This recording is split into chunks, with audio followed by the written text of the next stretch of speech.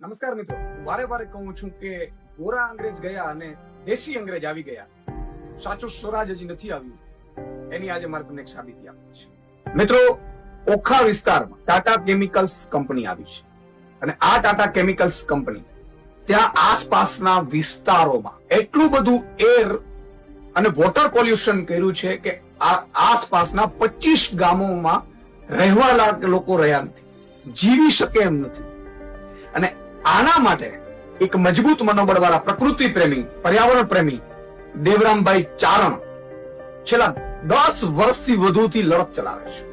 પણ દેવરામભાઈ ત્યાંના નેતાઓની જેમ કંપનીઓના દલાલો ન બન્યા. દેવરામભાઈએ ત્યાંના નેતાઓની જેમ કંપનીઓના કોન્ટ્રાક્ટર ન બન્યા. દેવરામભાઈએ પ્રકૃતિ પ્રેમીએ દરિયામાં જે કેમિકલ ઝેરી છોડાય છે, આસપાસના ગામોમાં છોડાય છે, એર પોલ્યુશન એટલું થાય છે, તો પર્યાવરણ બચાવવા, પ્રકૃતિ બચાવવા, માછીમારો અને દરિયા જીવો બચાવવા અને લોકોનું સ્વાસ્થ્ય માટે દેવરામભાઈ છેલ્લા 10 વર્ષથી લડે છે. 4 મહિના પહેલા જીપીસીબી ના અધિકારીઓ સાથે પોતે દરિયામાં ઉતરતા હતા, એનો વિડીયો આપણે જોયો હશે. અને કેટલું ગંદકી છે, કેટલું કાદવ છે, કેટલું કેમિકલ છે એમણે સાબિત કર્યું. પણ તમને આશ્ચર્ય થશે, આ જીપીસીબી ના અધિકારીઓ પણ જાણે દલ્લા બની ગયા હોય. કોઈ રિપોર્ટ ન આપ્યો, કોઈ કંપની વિરુદ્ધ કાર્યવાહી ન કરી. શું કામ ખબર છે?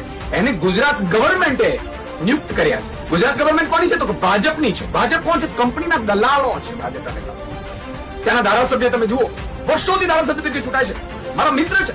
પણ આજે દુઃખ સાથે કહેવું પડે છે, ટાટા કેમિકલ કંપનીની સામે એક અવાજ ઉઠાવવાની એમની તાકાત નથી. બિચારા બાપલા બની ગયા છે. ત્યાંના ધારાસભ્ય માત્ર કંપનીના ઈશારે ચાલતા હોય એવી રીતે ચાલે છે, મેં સાંભળ્યું છે. કારણ કે કંપનીની સામે ધારાસભ્ય ઉપવાસ ન ઉતર્યા. આજે દેવરામભાઈ ચારણે ગઢવીએ છેલ્લા 10 દિવસથી મિત્રો અનશન ઉપર ઉતર્યા છે, પ્રકૃતિ બચાવવા, લોકોનું સ્વાસ્થ્ય બચાવવા અને કંપનીની સામે પડી. તમે વિચાર કરો, કંપનીના હિસાબે સરકાર ચાલે છે અને સરકારના હિસાબે અધિકારીઓ ચાલે છે.